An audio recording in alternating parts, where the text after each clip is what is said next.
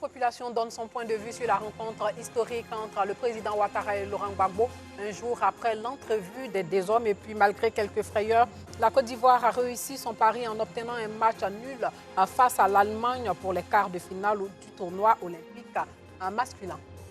Bonsoir et bienvenue dans le journal. La rencontre entre le président Ouattara et Laurent Gbagbo a fait couler beaucoup d'encre. Une rencontre qui s'inscrit dans le cadre du processus de réconciliation en Côte d'Ivoire n'a laissé personne indifférent. Qu'est-ce que citoyens lambda, guides religieux et hommes politiques ont retenu de cette rencontre? Ido Georgette nous le dit dans ce reportage. Petit marché de la commune d'Abobo. Ce mercredi 28 juillet, l'ambiance est bon enfant au lendemain de la rencontre entre le président Alassane Ouattara et son adversaire politique de la présidentielle de 2010, Laurent Gbagbo.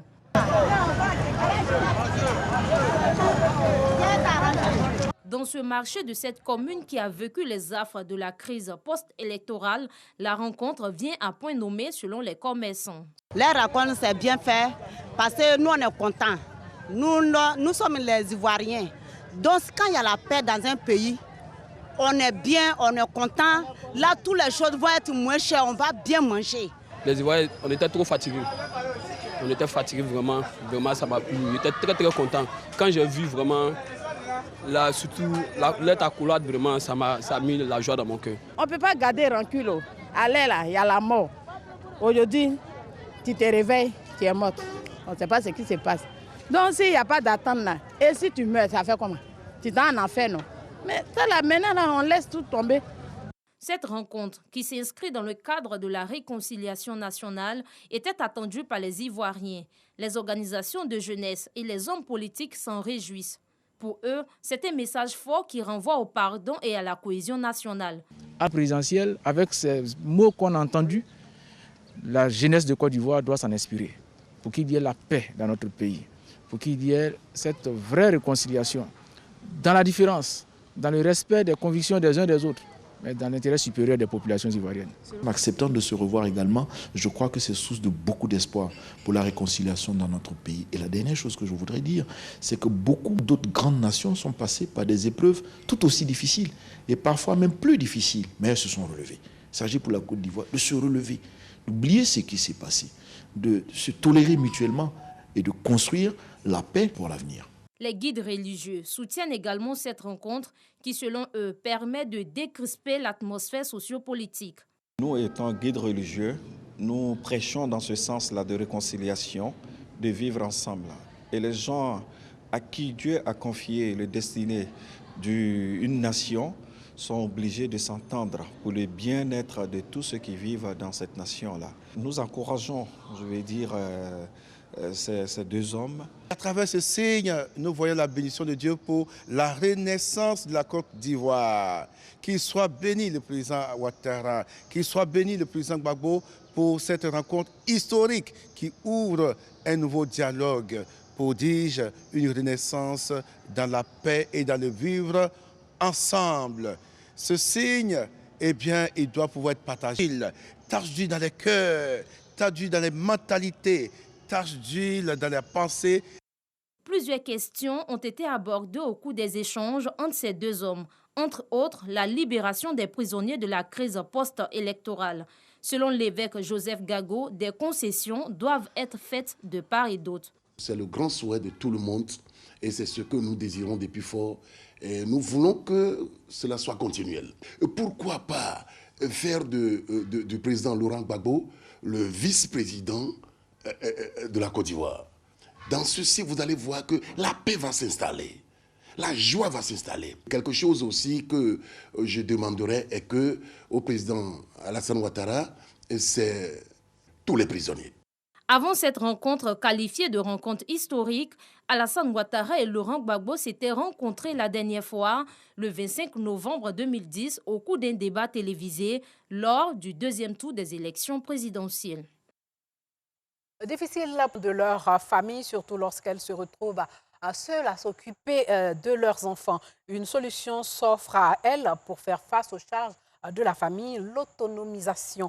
Elles ont été invitées à exercer des activités génératrices de revenus lors d'une rencontre dans la commune de Yopougon. Le reportage de Noussangare commenté par Alassane Drabo.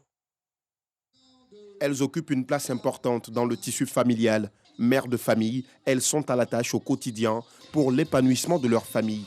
Une tâche qui n'est pas toujours aisée, selon Zeynab Sako, présidente de l'ONG Force Unie, organisation qui œuvre pour le bien-être des personnes vulnérables. Nous avons besoin d'aide, beaucoup d'aide. La majorité des femmes ne travaillent pas. Elles ont des difficultés, d'autres s'occupent de leur mari. Quand je suis là, les gens viennent taper à ma porte. Madame, j'ai un problème, je veux que tu payes mon ordonnance. L'autonomisation se présente aujourd'hui comme l'une des réponses aux difficultés que rencontrent ces femmes dans la prise en charge de leurs familles respectives. Cette autonomisation, selon la journaliste écrivaine Anzata Ouattara, passe par l'exercice d'une activité génératrice de revenus. Le plus souvent, on parle de fonds, mais en même temps, il faut avoir les idées. Quand on a les idées et qu'on a cette force, cette volonté de se battre, il n'y a pas de raison qu'on n'arrive pas. Et donc je demande à chaque femme de faire ce pas décisif qui va leur permettre d'être autonome. C'est vrai, on a un mari qui le plus souvent se tue à la tâche pour faire plaisir à la famille, mais c'est bon quand même que la femme puisse quand même apporter son grain de sel. C'est important. Les femmes adhèrent à ce concept et entendent jouer pleinement leur rôle de pilier de la famille. Un mot de religion avec la consécration de la présidente de l'Union des femmes de l'église Aris Dabata, c'est dans la commune de Cocody. Elle a pour mission de galvaniser les autres femmes de l'église afin d'être des ouvrières de l'évangélisation et aussi en étant des montages de Anicette Kono. Parents, amis et connaissances, consécration de la présidente de l'Union des femmes de l'église Aris Dabata dans la commune de Cocody. Objectif, montrer la place de choix de la femme dans les activités de l'Église. L'Église, Dieu n'a-t-il pas créé la femme aussi pour être le soutien de l'homme dans la société? Nous revenons aux fondamentaux de l'Église. Vous savez, la fondation de l'Église de Christ est environ à 80% féminine. Il y avait plus de femmes que d'hommes. Le résolu, consacré et présenté au peuple, a exprimé toute sa gratitude et présenté son programme de direction. Après la bénédiction, la cérémonie s'est achevée dans la convivialité avec des prières pour la paix en Côte d'Ivoire. Le vice-président de la Guinée équatoriale, Théodorin Obiang, a été définitivement condamné mercredi par la justice française pour s'être constitué frauduleusement un patrimoine luxueux dans un volet de l'affaire des biens mal acquis après le rejet de son pourvoi par la Cour de cassation. Obiang avait été condamné par la Cour d'appel de Paris en février 2020. 1 million d'euros d'amende et la confiscation de tous ses biens saisis pour blanchiment d'abus de biens sociaux, de détournement de fonds publics et d'abus de 2011. Des étudiants manifestent après la mort de leur camarade tué par un policier qui lui reprochait de ne pas porter de masque pendant l'enregistrement d'une vidéo.